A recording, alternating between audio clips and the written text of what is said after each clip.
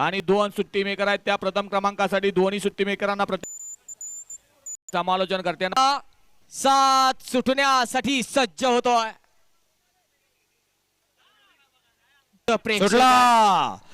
सुटला लेंगरेकरांच्या मैदानातला 7वा सेमी सुटला आणि 7व्या सेमीमध्ये 6 गाड्यांचा रण संग्राम चालू आहे.